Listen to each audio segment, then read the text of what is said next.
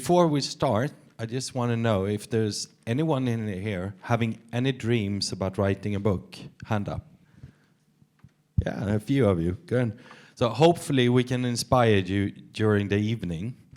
And I'm not going to try to do this in Hong Kong Chinese because I only knew Shishini and Bukachi. So it will be a little boring. So we do it in English tonight.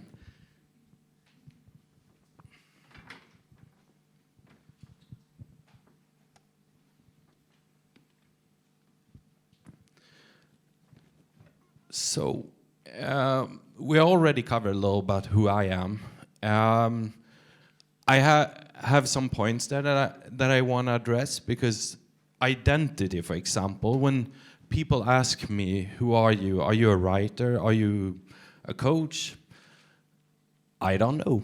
That's my serious answer. I don't know who I am, and I think that's a good idea. So I'm trying to stay open in my mind, which makes my writing interesting. And also, I think if I don't call myself an author, because I don't think I am, but I write books, but I do tools that help people. That's what's motivating me. So it's not that clear. I don't have any author dreams. I just want to contribute and leave the world a bit better than before I came here. So that's what's motivating me to make these weird books. That's a little different, but they have a purpose and they're supposed to help with a problem, which I try to do. And, you know, we should mention this passion for helping people and inspired to dream big. I hope I can give you some of that inspiration tonight, those of you who are having dreams about writing, that you're going to get a little push and get started to do what you dream about. So hope it will spill over to you as well. So how did all this happen? I want to give you some crossroads in my life that formed me to the man that I am today. And the results of who I am today is the books that I'm writing. So I want to tell you a little background about my life. And it started quite early. As I written, I was sitting in my room. I think I was around 5, 6 years old, and gathering all the radios we had in the house, and I tried to tune in to foreign radio channels in different languages because I thought it was so cool that people could speak different languages and that it was so different, the way of speaking. I didn't understand anything I heard, but it was something in there anyway about all the differences in the world that we have. And at the same time as well, I was dreaming about being a policeman when I grew up. So I had these pictures of policemen that I looked at sometimes.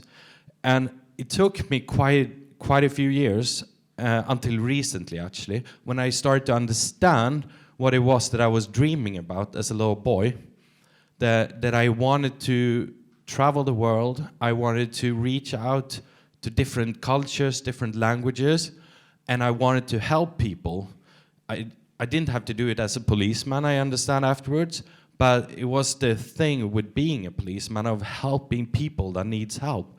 So when I understood that, and I realized that this is what I'm doing right now, I am traveling the world talking about my books, I'm writing books that are translated to many languages, and I get to help people. So for me, it's super cool to understand that I'm actually doing what I dreamt about as a little boy. So it started already then and formed me all the way to now. And I recently cleaned out some old children's stuff that we have saved. And I found notebooks from school when I was quite little. And I was writing a lot of stories. I didn't remember that, but I saw it then. And my wife said, wow, you really like to write. So I was quite young then, and I made up a lot of different stories. So it's been in me my whole life, I guess, to write and entertain people and help people in different ways. So that was when I was a little boy. And then I grew up, and I had this job where I was rented out to different companies, like a manpower company. So I went to at least 25 different companies and worked there for a period, and then next company. And at one of those jobs, I met a guy who was a little different. And I went with him in the car back home, and he asked, "Do you want to listen to this CD I have about personal development?" So he turned it on, and I listened, and I got very curious because they talked about how you can choose how you think and how you act and what you can achieve in life.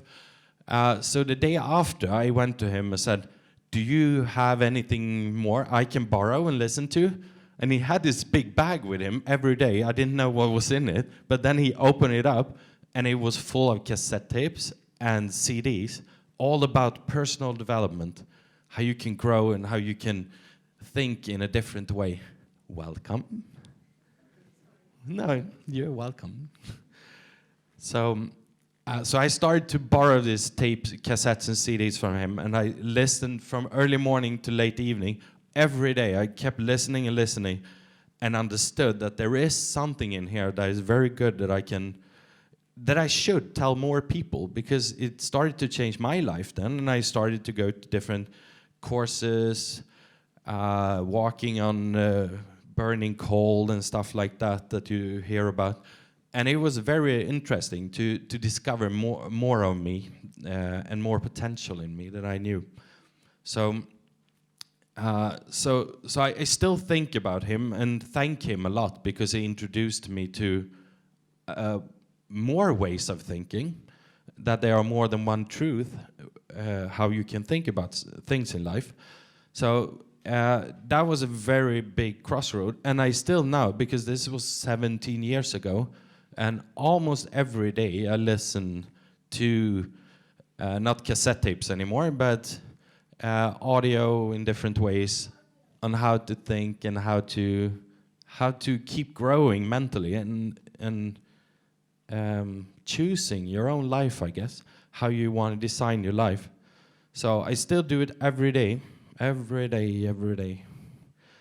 And after a while, I wanted to get an academic view on things as well. So I started to study at the university we have in our hometown, Jönköping. It doesn't say much to you, I guess, but it's the name of the town anyway. So I started to study there. I read psychology, pedagogics, rhetorics, management, drama, voice training, everything that I thought could be of use for me to help people. So I made my own education with a bachelor in psychology. And it's been very helpful for me in many ways. And I started to write my first book then, and started my first company to coach and to educate people, which I have been doing since then. Welcome. Hello, welcome. So, these are the books that I have written so far. I'm going to mention a little about them, because it could be fun to hear. Some people say that I'm a children's book author, but I don't see it that way, because what I'm doing is using my experience and my knowledge to help people. It doesn't have to be children, it can be adults as well, teenagers, whatever. So my first book is called Create Your Future, which that old age, 2007 is when the first Swedish version came out. And in that book, I wrote how you can think and act to reach your goals. I never tried it then. I just had it in theory that this is the way you should think. You know, you could be successful if you do this. And I kept doing that, which was fun, because now we reach over 3 million sold copies. So recently we revised that book and said, this is the way I did think, and it worked for me. So it was fun to do a new edition to say that, well, it took me this far at least to just be aware of choices that I make on a daily basis, how I can address my goals so it's easy to reach them. So that's what Create Your Future is about. And then I started with The Rabbit Who Wants to Fall Asleep, and I'm going to talk more about it soon because that's the biggest success so far. So let's get back to that soon. Goodwill is a book about leadership and management, how you act as a manager according to Swedish theories about leadership, that is used in schools in Sweden.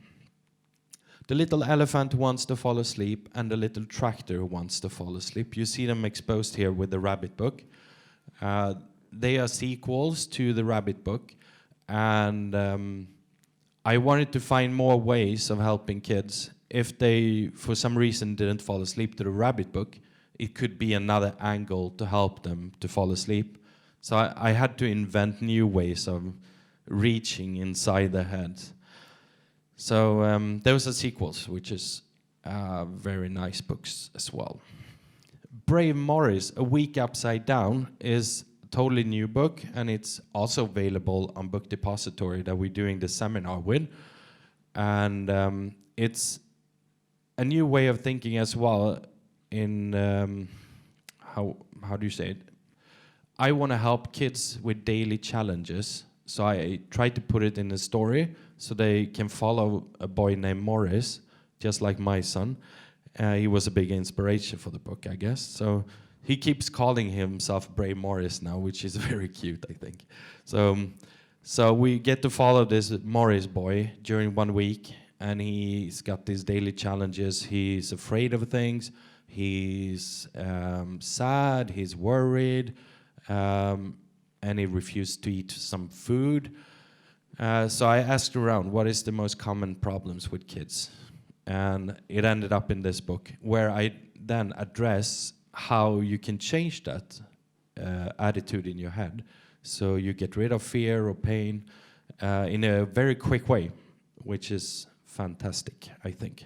So just to mention something really fun about this Bray Maurice book then. When I was in Japan the last time, and they had this show that I was teaching these techniques to Japanese people, they had used hidden cameras with kids to see if they could change, if the techniques works. And it was really fun to see how a boy who was afraid of frogs, it just changed within minutes. And a girl who was afraid of the dark when she was going to sleep, that she was proud the day after that she overcome her fear and that she could sleep without the lamp on. And that also changed in just a few minutes.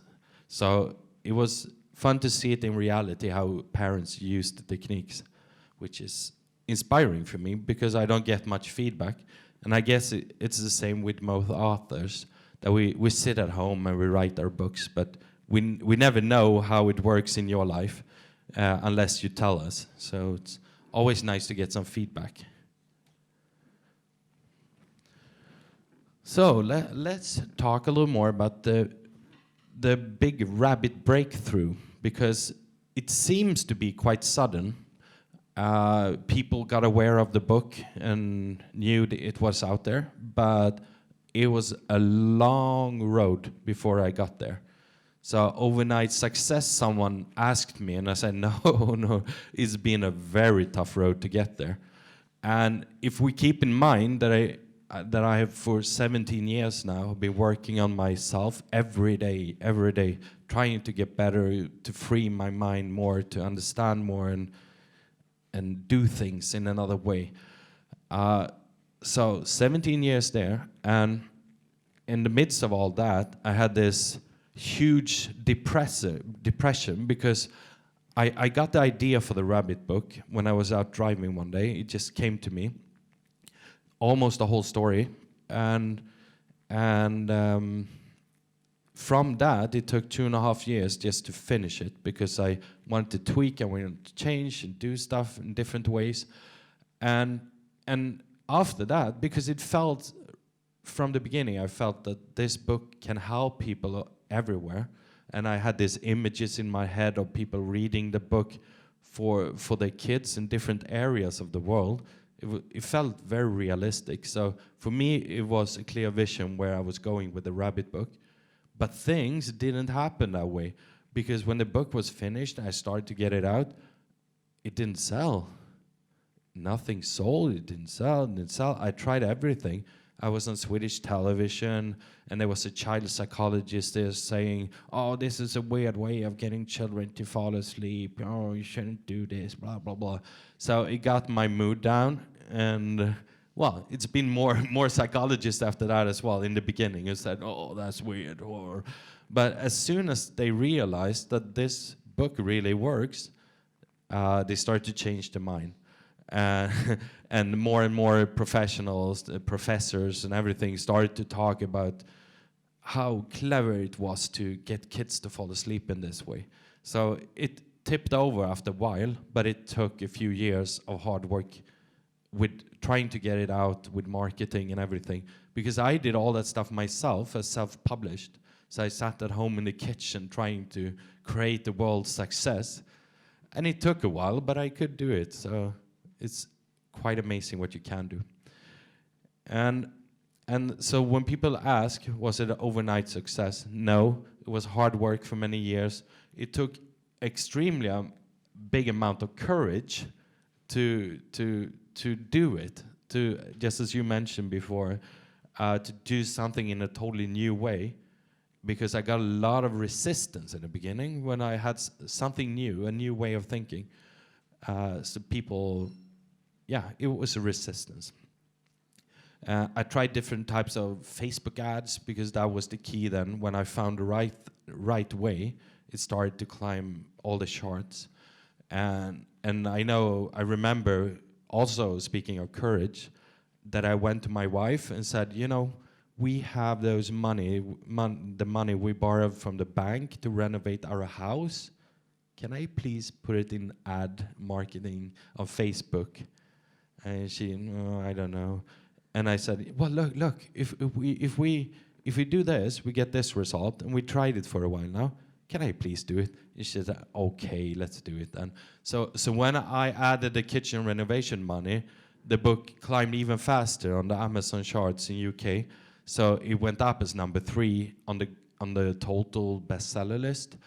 And then I got a call from Amazon who said, oh, we want to do the book of the week with this campaign we have for this book.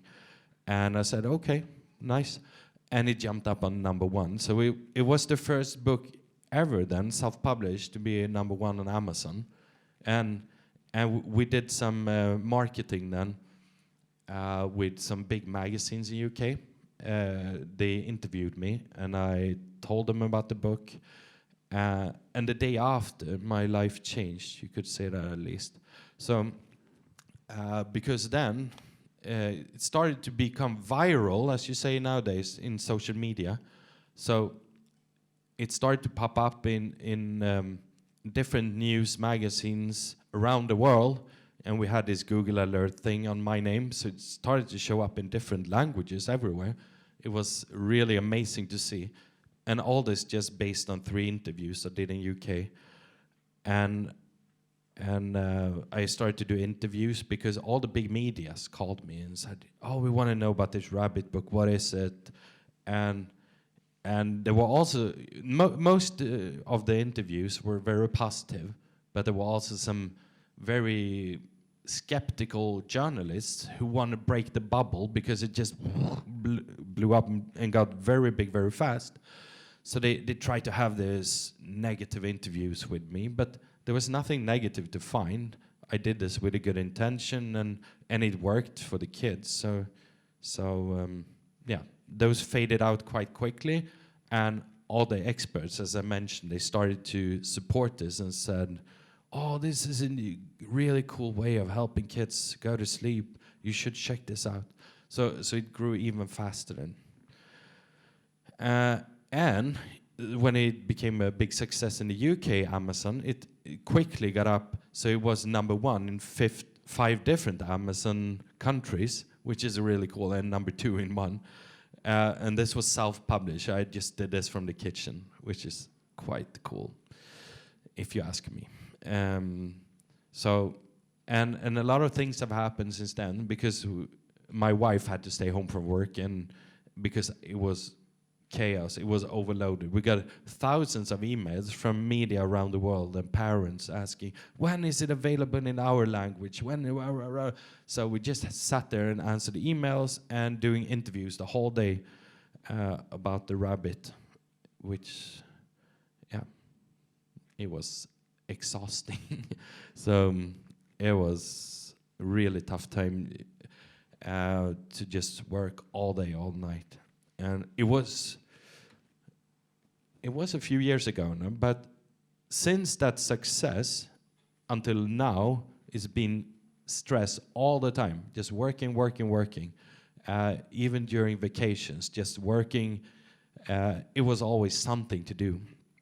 So finally, we started to slow down now and giving more space for writing again, which I want to do. So I'm happy it's getting a little more balanced life. Yeah. So, Rabbit, a success story. And what is the success? Well, is it that the Rabbit book is so boring? That's a very common question that I get. And I just want to address that question and say, no, it's much more work behind that, because it took 2.5 years just to write the book, and there's a reason for it. And, well, I think you did a very beautiful introduction before, but how, that it's so different. So, would you like to hear some of those things here that I mentioned that is the key for getting kids to fall asleep with these books? Yeah? Cool. So, it came with instructions, the first book, and I think it's kept in most languages, because I don't know how everyone done it, but there are instructions on how you can read the story in the best way. And I didn't think of it as weird. I guess that's why I did it. But almost all the interviews in the beginning was, how come there's instructions in the book? Do we need them, or why are they there? And they're just there as a way of me introducing another way of reading, if you're not used to being a little dramatic and going down and the rabbit was tired. If you're not used to changing your voice and just reading flat, then the introduction with the instructions is quite good to have, because it tells that some parts is bold, some is italic, and then you should change your voice depending on that. So you get a certain rhythm. That's what I was after when I was writing. And I think it helps a lot. And one example of that is when parents have emailed me and said, when the father, in that case, the father, when he was reading for the kids, he didn't make different voices. He didn't go all in. He just read the story. The kids didn't fall asleep. But when the mother, when she did all the things I recommended, the kids always fell asleep. So it could make a difference. It's different with every child, I guess. We're all unique, even the kids. So I tried to add some relaxation techniques in there. And I think the biggest challenge was to make a story that is good enough, but is not too good, because then the kids don't want to fall asleep. They want to listen to the whole story. So, and I don't want them to wander off in their mind and say, no, it's boring, I want to do something else. So it was very tricky to find the balance, very tricky. So I had this lady that I interviewed and talked with a lot that was very good at storytelling in our hometown. So I asked her, how do I find the balance? And she helped me. And she even read it out loud once for me when we were meeting. And I almost fell asleep then as well. So it's taken a long time just to write this, because test pilots, families, adults reading, they fell asleep. So I remember a friend of mine who read the Rabbit book in the beginning, and she was proofreading the English version, and she said that she fell down with her head in the keyboard when she was reading, just falling asleep.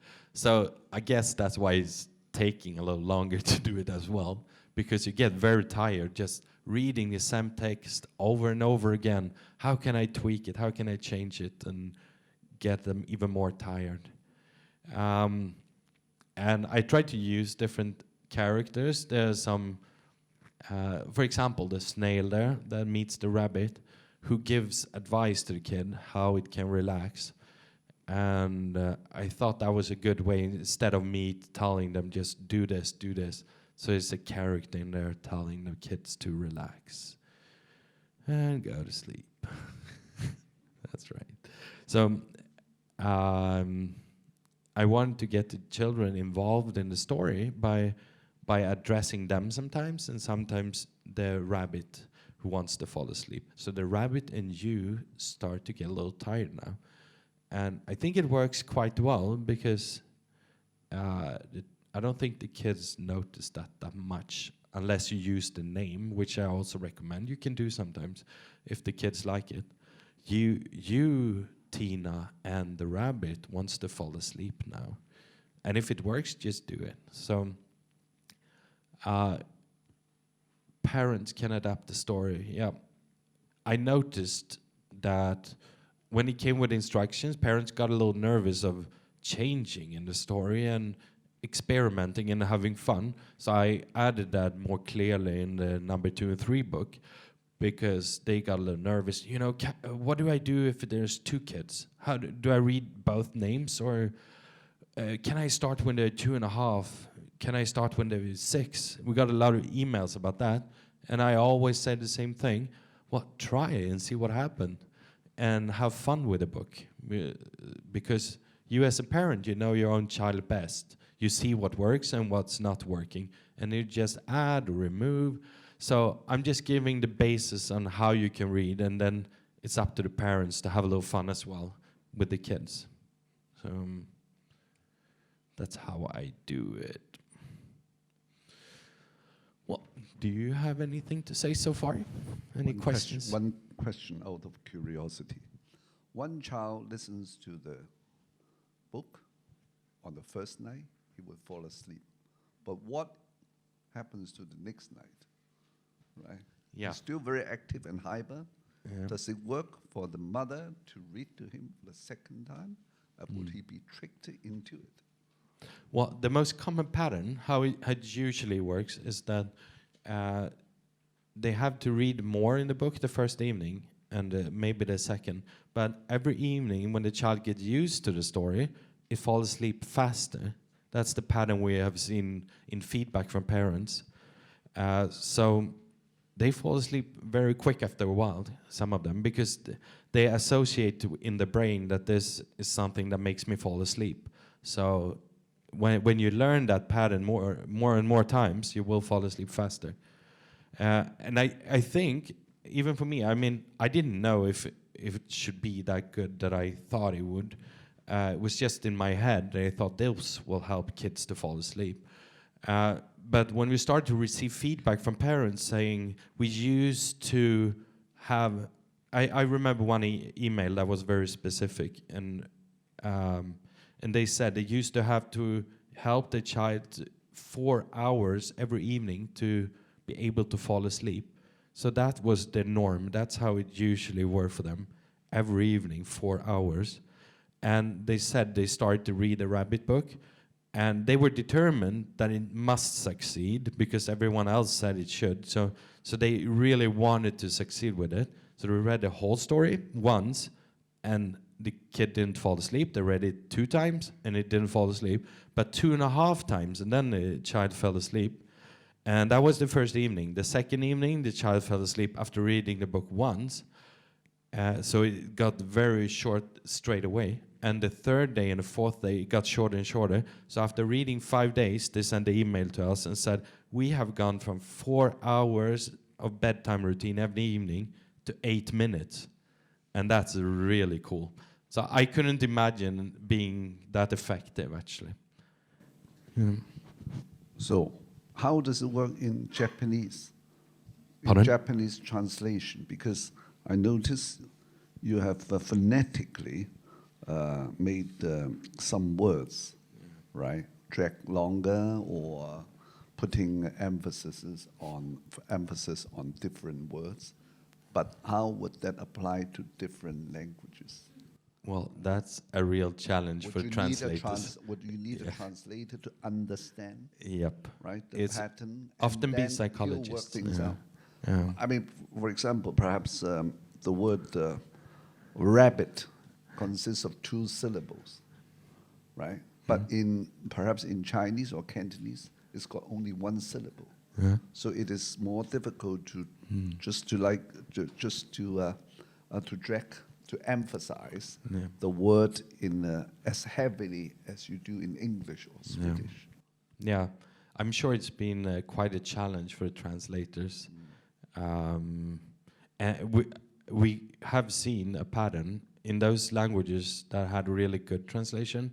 It went up to being a bestseller in those countries as well. And some countries struggle a little with their language to adapt the techniques in their language. Yes. So it's quite challenging. Yeah. If it doesn't work in a foreign language, they would blame the translator or you, right? Yeah. Yeah, it's a big challenge in general to make books over the world. Is there a Chinese translation yet? No? Yes, there is. There is? Yeah. Published in China or Yes. Hong Kong? I think it's in China. In China? Yeah. I thought they don't need it. Normally you read out a speech by the chief secretary general of the Communist Party. They would put everyone to sleep. Okay. Or you don't need it in North Korea. One general listening to the speech of Kim Jong-un fell into sleep and then he was shot, executed. That's rough. A hard day at work. Maybe he was thinking about the rabbit book. Maybe they got it. I don't know. Maybe he thought he was listening to a rabbit talking. I don't know, right? But it's really amazing. Yeah.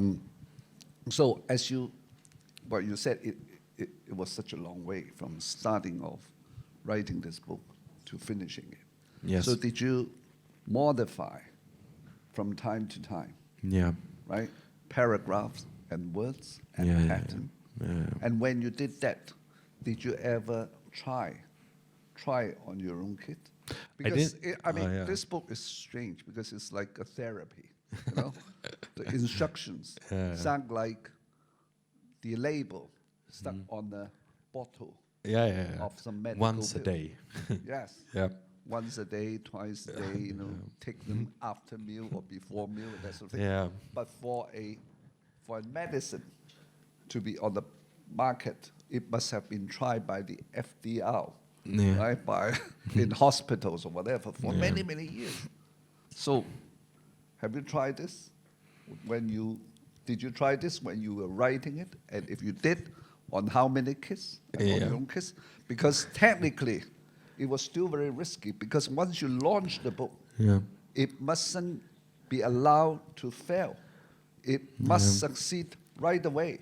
And you would have no chance or no opportunity to rewrite it because it was it was the kind of first attempt. Right? Something very new. You would not be given a chance by any publisher if the first launch or the first edition didn't work. Right? Yeah. Well, I don't know where to start. There's so many questions here.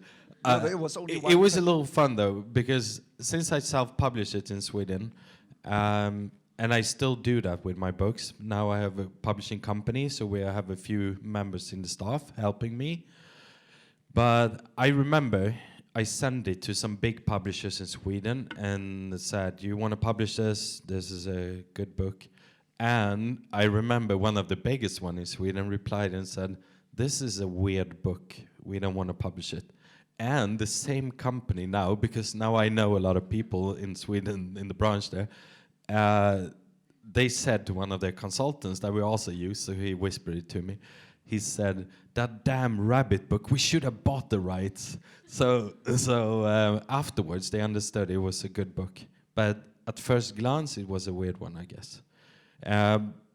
But when it comes to testing, I asked friends who had kids then, and so they read it while I was writing, And I also went to 2 preschools in Sweden and said, can you read this during group naps that you have every day?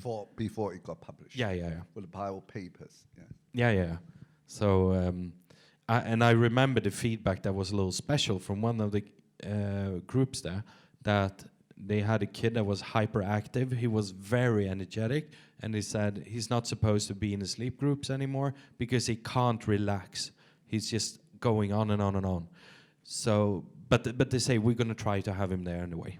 And he was the one who fell asleep the fastest. It took 1.5 minutes every day that week that they tried it. And then I realized I'm on to something here.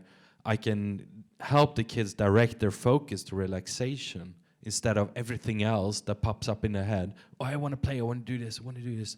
If I can keep reminding them on the purpose of and the goal, which is relaxation and falling asleep, then I can help even those with a lot of energy, because then they would direct the energy towards what I'm trying to help them with.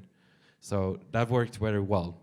So I didn't make any big changes, actually. It was quite good from the beginning. During the trial, yeah. How long did the trial go for? Well, they did for 1 week. And then I used parents and did you travel around the countries? No, I didn't make it that big then, because the feedback was so clear that it worked. So there wasn't much to do. But with the elephant who wants to fall asleep and the tractor wants to fall asleep, then we used a little other strategy, because then I had staff that could help me. So we used 50 families in Sweden who tried the books for a week and gave us feedback and made some changes, and then we published it. So when I had more manpower behind me, I could spend more time on testing. And we did the same with Bray Maurice, A Week Upside Down. We also used the family for, I think they had more than 1 week, 2 or 3 weeks, and they tested it. And I remember a fun story about a boy in preschool who helped another kid to get rid of fear of flies. And he said, imagine that the fly got socks on and that it got a name. And so they started to reframe the association they had in their head. And the teacher got curious and asked the parents, where did your kid get that from? How could he imagine all that stuff? And then they said they was doing testing in this Bray Maurice book, A New Way of Thinking. So that was really fun. So the purpose with that book is to help kids so they can change and have tools how to deal with life, and to teach other kids as well. So I try to address that in the end of the book, that Maurice helps other kids with the same problems that he had. So it seems to be working as well. So hopefully we will have a generation of kids growing up with tools how to deal with challenges in life. And it will make it easier for them, hopefully.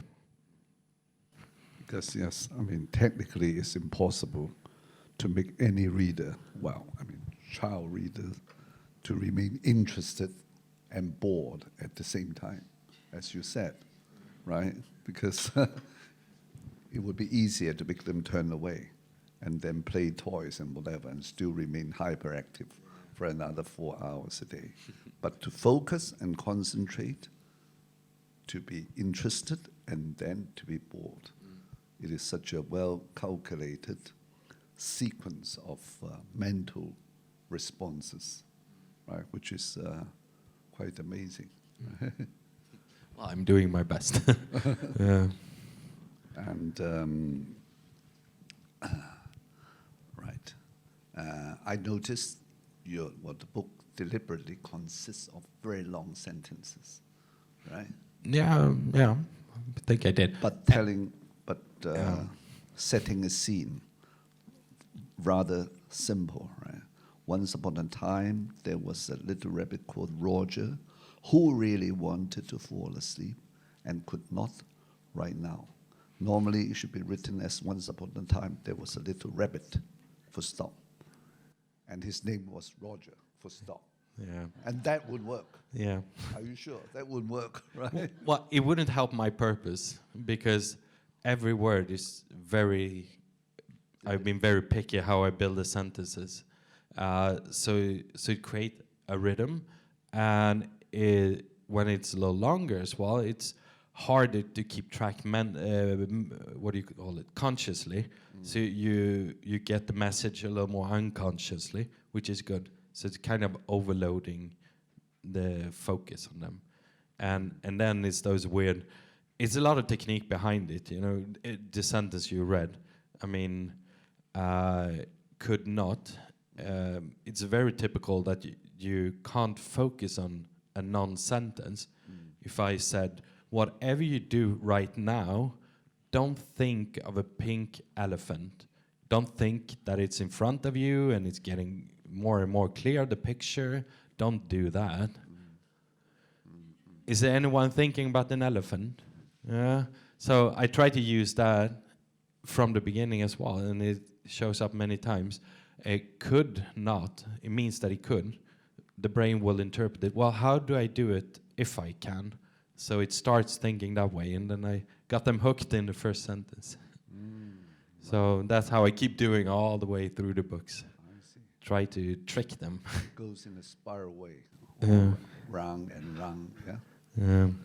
Wow. So that means, at first read, it sounds simple or it sounds really sort of superficial, Yeah. but in fact, paradoxically, each word Yeah. is carefully selected, Yeah. designed, And there for purpose. and calculated, and each word has a purpose. Yes, it does. Right. And I So should say, it's not bullshit. no. No, I tried a lot. And I would say the Rabbit book, it's a little more freely written grammatically because I decided how to do that. And then we hired an editor. She's very good. She started to have opinions about the elephant and the tractor. And all of a sudden, we have to find a balance between grammar and my purpose. So I had to fight for some sentences. I said, this must stay. He said, okay, then. But some other sentences I had to change because it was the more correct way of writing. I don't know that stuff. I don't know grammar, not very good. And I don't care because my purpose is to help. And if it's weird, it's weird. As long as it helps, it's important. Because there are two other characters who get into the story. The sleepy snail, right? Normally, if a child is about to fall asleep, and all of a sudden, well, not all of a sudden, at this time, the sleepy snail comes in. Yeah. Now, usually, he will wake up a bit to find out what is going to happen to this strange new character. Yeah. Yeah. And then followed by the Uncle Yon, another. Oh, Yeah. So every I mean, name is associated to sleep. I see. And it wasn't that in the original Swedish version actually. Then I used I don't even remember the names of them. It was regular names that I use in Swedish. But then when I was getting advice from a translator who's very good at this way of communicating, he said, you should use names that makes you even more tired. I said, yeah, why didn't I do that from the beginning?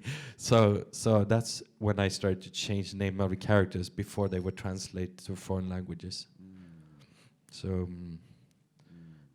Heavy-Eyed Owl is also one of them. I see. Yeah, Uncle Johan. Yeah, I like it. Wow.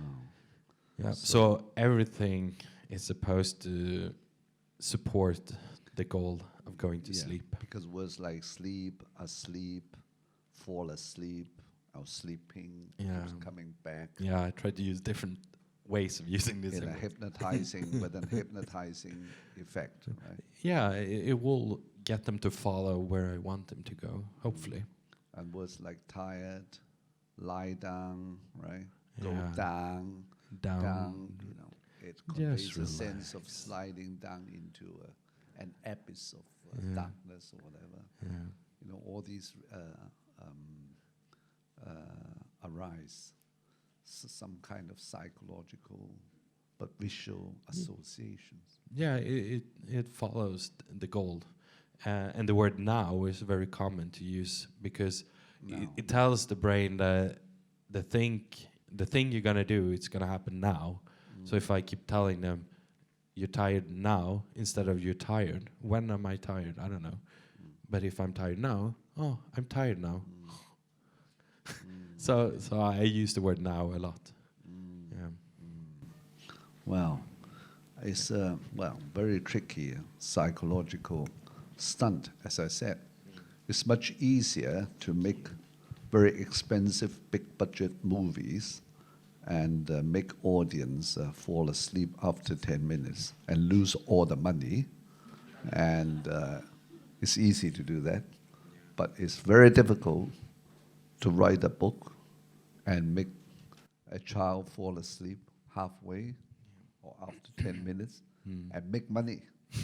Yeah, well, that's quite tricky in Sweden because you have streaming audio services now that pays for depending on how much they listen to a book. So in my case, it's not been very effective when they fall asleep and the parents turn off the audiobook because then I don't get paid for it. But it fills the purpose anyway of helping them, which is more important for me. I have, if we should just listen to a little clip from how, and this is also a cool dream I had. When I studied at the university, I had this guest speaker who talked about how he used his voice for making commercials. And he was an American, and he had this really cool voice. And I thought then, and this was many years before the rabbit idea came, but I thought then that one day I want to use this man. He's not cheap, he's a professional. I will find a way to use him someday. And then all this success started, and I decided to make an audiobook of the English version. So I called him and I said, "Can I use you?" And he said, "Yeah, sure. And it's okay, you can pay me when you're starting to sell." So it was a dream. So I used him for the rabbit book, and then when the US publisher bought the rights, they did a new recording, and I thought, I want to use him again. So when I published the Tractor Wants to Fall Asleep by Myself again, I used him for the recording. And I really like his voice. Maybe you don't, but I do. It's super cool. So just listen a little how it sounds when he reads from The Tractor Who Wants to Fall Asleep. The Tractor Who Wants to Fall Asleep.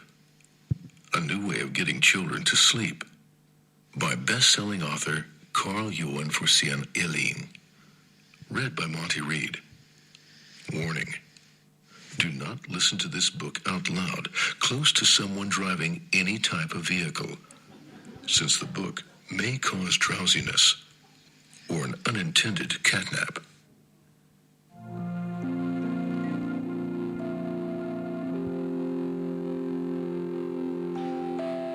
There's a little red tractor called Alex, who is exactly the same age as you. Alex the tractor lives on a farm and likes to play and have fun, both alone and with friends. In this story, you'll follow Alex as you go to see some of Alex's nice friends. So that's how it can sound when you read it for your child. I like the warning thing, and people still laugh about it. But I was serious when I wrote it because it's not good if you listen and you fall asleep when you drive. Because you might have the intention of putting it on in the car and the kids can go to sleep. But when you sit there and drive, you're quite open for suggestions, and that's no good. So we had to put a warning in there. And that also came up in every interview in the beginning. It comes with a warning. Is it true that the driver can fall asleep? Yes, it is. Everyone can fall asleep, right? So, yeah. So that's how that book can sound. And while we're on this playing thing here, I was thinking you could get a preview of a project I'm working on now. It's a song version of The Rabbit Wants to Fall Asleep, which we think will be even more effective than the book because it bypasses your critical part of the brain, and the song gets stuck in your head quite quickly. So we have a demo recording for 2 minutes. I'm not going to play the whole one because you might fall asleep, but I just want you to hear how it can sound in the song as well, which is also very innovative and new way of helping kids to fall asleep. So, whoa. Let's see how it sounds, a song about the rabbit. And it's inspired from the book, of course, so they follow the pages. Here we go.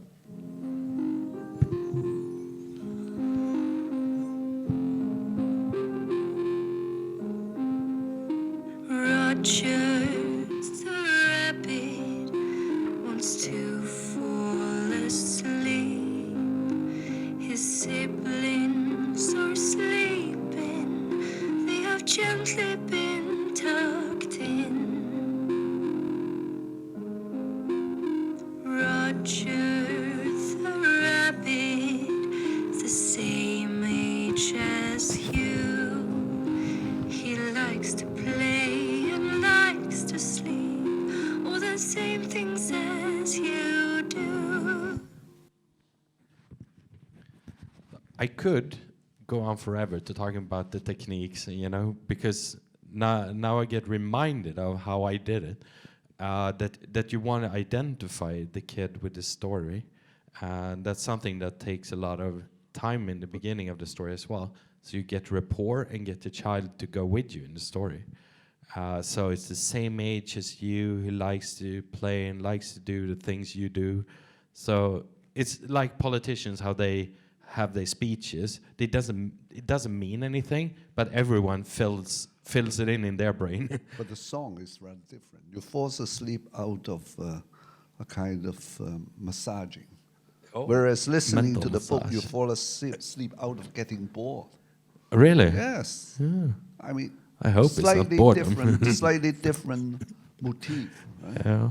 Well, I think it helps with the song. Yes, I think that the song sounds more, I say, you know, more sweet, right? Yeah. And but that kind of sweetness puts you asleep. Yeah. you I hope asleep. it will.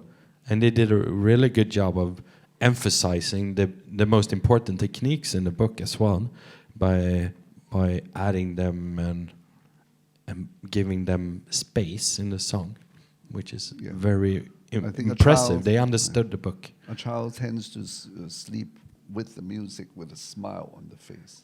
I think Whereas so. listening to the book, no. Well, I don't know. No, I guess not. But it's fun. We tried the song a few times with our kids. Now this 2-minute thing we have, and they went from being hyperactive to falling asleep after just 2 times playing that 2 minutes. So that was quite impressive. I think it was a good review of how it can work. So that was nice. Wow. Yeah. That's extraordinary. Well, you have been very successful at one end working on children.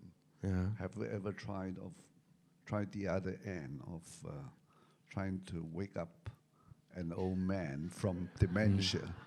Well, What sort of stories should you write to read them? It's funny you say dementia because I got an email saying that they were doing research in Netherlands on patients with, do you say dementia? Dementia, yeah? That start to lose their memory. Alzheimer. Yeah, Alzheimer. So they had patients with Alzheimer, and they tried to use the rabbit book to help them, and they had success with it. I don't know the details, but that was what I was told. And I guess, I mean, when you start to forget how to do things, you can also forget how to go to sleep. So this book could guide even them, even though it was a kid's book, but the purpose was still the same. It's the new direction.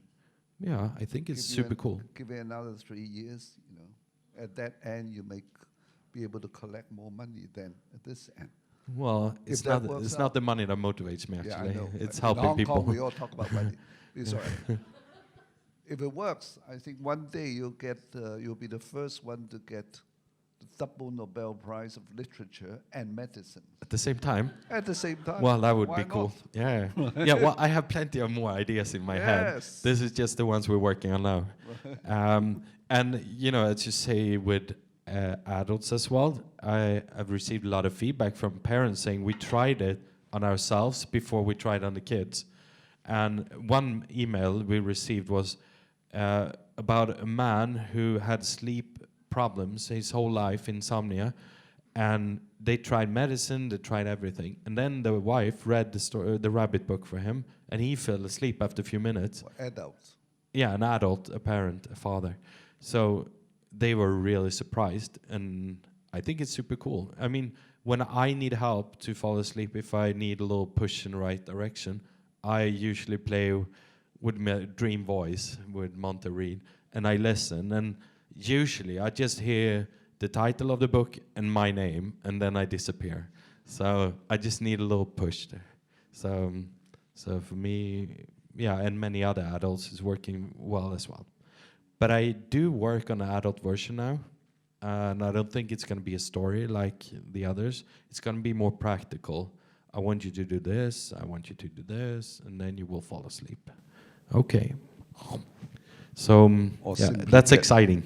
Or simply get a wife talking to him after 20 years of marriage. Yeah, right. but it can As still be simple as exciting, right? Right.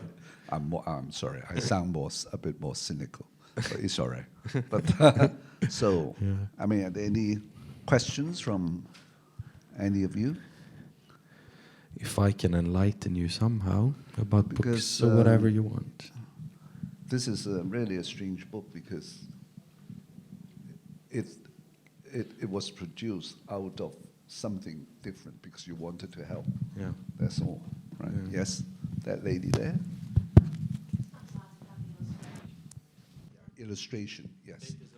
There's a microphone coming there. Sorry. Sorry. There I'd you just go. like to ask about the illustrations of Yep. the books, how you chose an illustrator or who you chose. Yeah. With the rabbit book, the original version looked like this one. As you see on the picture, the rabbit who wants to fall asleep. And that was a friend's sister that I paid on the side because I didn't have any budget, I didn't have any money. So I said, can you help me? And she did those illustrations. And those, I guess about half think it's cute illustrations and half think they are ugly, made by a kid. So it's a little divided there. But that's the best I could do at the moment. And then with the elephant and the tractor, I asked some of my publishers, do you have any illustrations illustrators you recommend? And we wanted to be like a global thing that could work in most cultures, which was tricky because it was 46 languages. So someone will have another opinion in other cultures. So it's very fascinating to see how some publishers changed illustrators to have something more local style, which is very cute. So I like those as well. So it ended up with this Sidney Hansen for illustrating the other books, and yeah, we have a new version of the rabbit book in the same style. So it's the same, all three of them now. But it's not released in all countries. It's up to the publishers if they want to use the new illustrations or not. But in Sweden, that I control, we have the same style now on all of them. If that was the answer to your question, yeah, cool. Feel free. There we go. Yes. Yeah, I have a question about the marketing of your book. You mentioned that it took you about 2 years before you gained traction. So what happened? I mean, what made it click? Thank you. Yeah. The thing that made the difference was how I did Facebook ads. You could say coincidence, but there was another couple in Sweden that also self-published that year, and we were the two best-selling books for the whole year. Both were self-published, so it started a big shift in the Swedish book branch. But the reason I tuned my Facebook ads, I didn't get the results I wanted, and I started to talk with that couple that also was self-publishing, and we shared ideas, and they recommended style where you gave testimonies and said, this is this family, they said this, and they had a picture of the child in the book. So I started to do that, and I'm very poor at the graphic, and I didn't ask my wife about everything, but otherwise she helped me with it. So I just took those quotes from the parents that they sent me and the pictures they sent me, and I posted them on Facebook and said, this is how it worked for them. Would you like to try? Click on the link. And it was dark images, they were a little blurry. That's the best thing I could do, and it worked. Somehow it stuck out from the crowd, and people started to like them and share them and tag their friends on it. So then it started to get more traction when it was the real testimonies from parents. It wasn't me making that up and saying this is a good book. Someone else said that made a whole difference. But I have tried the same strategy later on now with the books, but now Facebook is totally different. Back then, there were no publishers doing commercial on Facebook.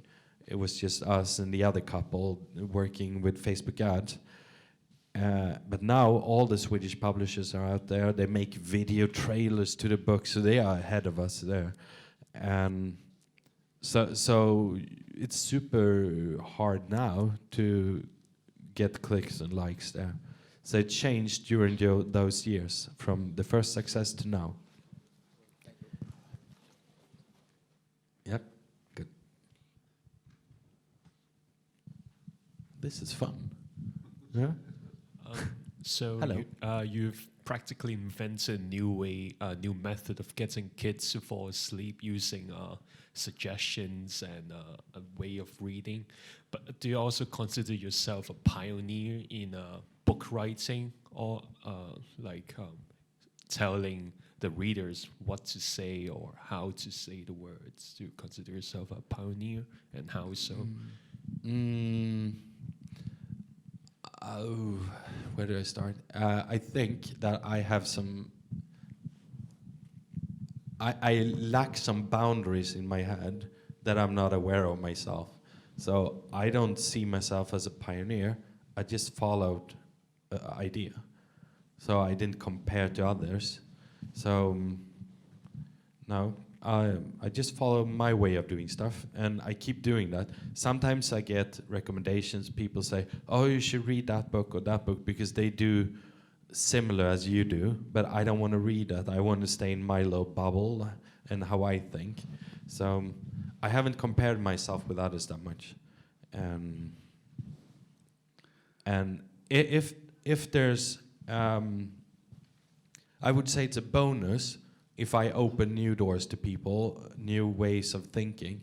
That's just a bonus for me, which is fun. I mean, it's fun to do new things and inspire people to try themselves, because there are not many limitations. It's only what we create. Yes. Yeah. The lady there? Yes, please. The lovely lady in black and yellow. Hi, thank Hello. you. A very, very interesting talk. Yeah. Thank you. I'm just curious about the cassette tapes that you were listening when you were a child. I mean, what is it? Is it to do with NLP? You know, what was it that sort of you listened so much to it and you were influenced by it and you have all these great ideas? Oh, it was a mix of everything. It was Anthony Robbins. He's a very big person within what do you call it? Self-development. It was Tony Robbins. It was Les Brown. It was Bob Harrison. Zig Ziglar, whatever. It's a lot of names. But I got some favorites that I kept listening to over and over again. And those are the ones I still listen to. And it's quite amazing how the same message get interpreted totally different depending on where in life I am. So I remember one specific thing. It was this guy called Les Brown. He said, when you break through, get success, new universal laws will form around you, he said. And it sounded very weird, very way out of the way out. But then I listened to the same message after this breakthrough, and I remember I was walking on the beach in the hometown there, and I heard him say this: new universal laws will be created for you. And I realized this is what's happening now, because when the success came, all of a sudden a lot of other good stuff happened as well. It just attracted to me, and people who always said no to me, they called me and said, "Can we please buy your books?" And nothing else changed. It was just this thing there. So all of a sudden, everything got easier, which is very cool, I think. How surrounding can change depending on what you send out and what you get back. It's really cool. So that's just an example of all the cool messages that formed me to what I am. Was that your question? Yes. You're welcome. I could go on forever. I don't know how much time. I think we're supposed to round up now. A bit of time. So what after the Maurice book, what is your future plan? Because, well, certainly you've started off quite amazingly, but it could still be challenging because you can hardly repeat, right, making the skill of making a child fall asleep again and again. Well, now we're trying But with the it's song, so yes, it's I going to mean, be fun. Yeah, the Brave Maurice is a new direction. Yeah. Well, everyone told me you cannot expect to get a new success again after the rabbit. And for a while it was the truth for me. But then... Or try something else? Yeah. Then I started to create this Bray Maurice book, and I realized this can also be a success. And it did in Japan. It got up as a #1 bestseller again. So I have been #1 with 2 different books. It's quite amazing. So don't believe everything people say. Oh, you can't do it twice. Well, why not? I want to try and do it again. I need something to motivate me. So if I do good stuff, people will notice it, and maybe it will become a success. All I can do is just making good stuff. That's all I can do. And I have plenty of ideas. I didn't mention them here. I don't want to tell them yet, because someone else might copy them. So I tend to do innovative things. That's why the agents told me, never mention your ideas in public too early. Yes. Yeah. Right. Sure, that's very true. Yeah. Or write something that would make a kid turn away from WhatsApp, from a mobile phone for good, for 3 years. Well, some of those things I try to reach out with the help of other authors. So our own publishing company that we have in Sweden now, we also publish other authors, and all the books are about solving problems, getting aware of problems. And we have one book that will be translated to English that is called Scroll Zombie. So he's an expert in addictions, and he addresses this thing with telephones, how they take over our lives. And I think it's going to be a very good book, actually. So I try to address that with the help of other authors as well. So, yeah, I have a lot of ideas. So, do we have any more questions before we round up? I would love to answer one or two more questions if you have them. Somewhere inside there is a question, I know that. Yes, it's you again.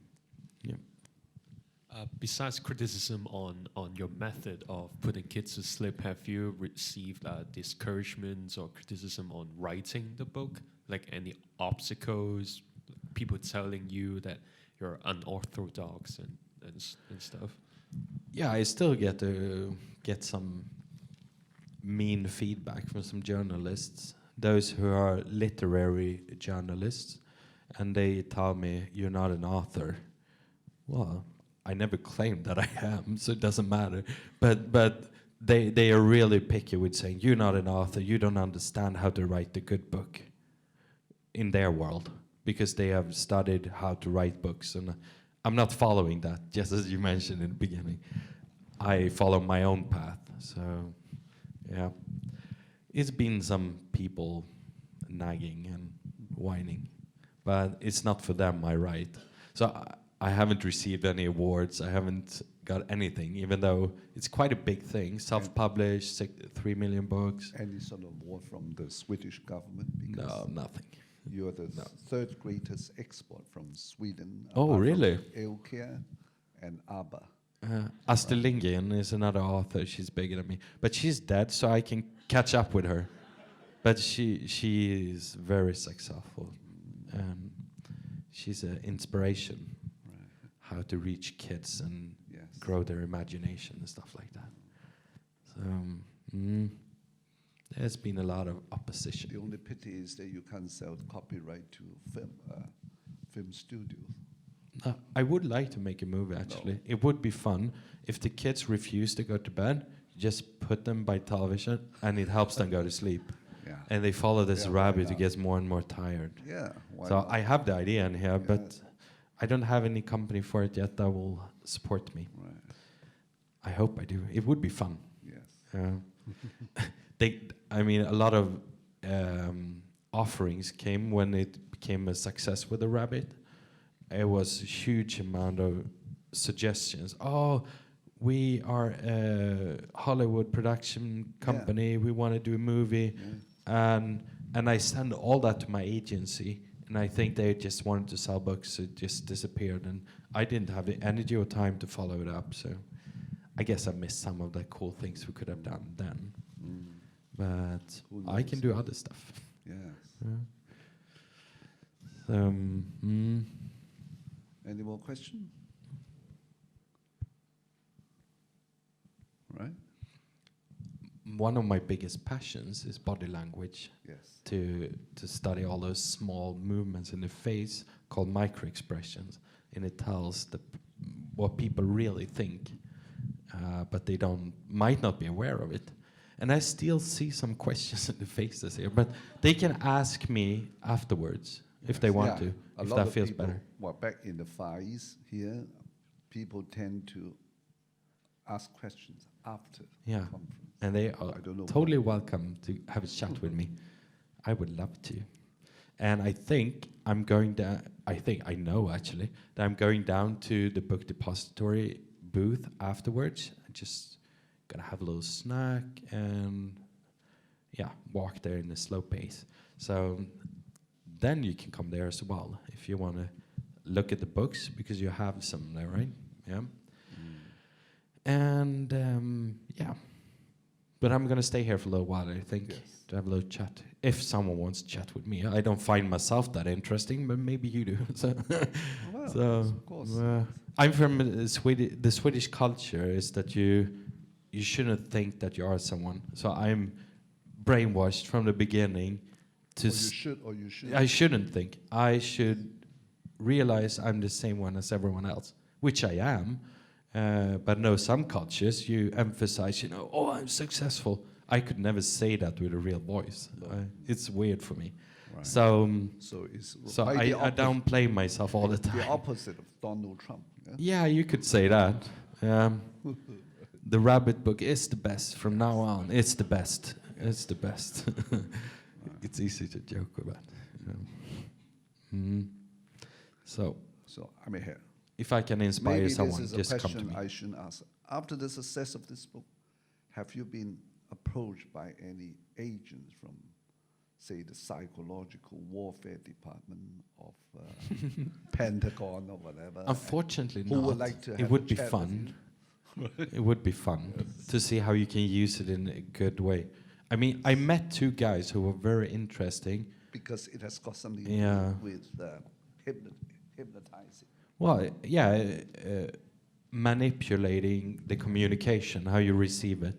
So, These two officers that I met on a course about micro-expressions, they used a lot of similar techniques to avoid war when they went to different countries. They had this psyops operations, whatever it's called, psychological, how they made pamphlets and stuff that they dropped from airplanes, and it created an effect that the I think it was Taliban's that they actually left the region without the war, so they didn't have to attack them, and that's pretty cool. How you can use it in a good way to stop bloodshed. Yeah, it can be useful in many areas. So let's see if I had a conclusion. You can also make a difference with your ideas. And those of you who raised your hand that you have a dream, that you want to write books, I hope you follow it. And the first step is to make it, of course, that you have to finish the book. A lot of people talk about the book. Oh, I have a book idea for a book, but write it. Make sure you write it, and then you publish it. And then you see what happens, what you make of it. But you have to take the first step. Otherwise, it will never happen. And your ideas will go with you into your grave when you get old and die. Yeah. And that's quite boring. Because there's a lot of ideas that die with people instead of trying to get them out there. Right. Okay. Well, So that's the point, you know. We are all encouraged to be innovative, and creative. We live in an internet age, right? Everyone can be self-employed or the boss or KOL, whatever. Yeah. It's the same principle, same idea. Right? I'm sure there's plenty of good book ideas in this room, actually. And and hope they will reach out to the people that wants them or need them. Right. Yeah. Okay. So, is well, that it? Thank you very much, Carl-Johan. Thank you, very, everyone. Thank you. Enlightening talk. Right?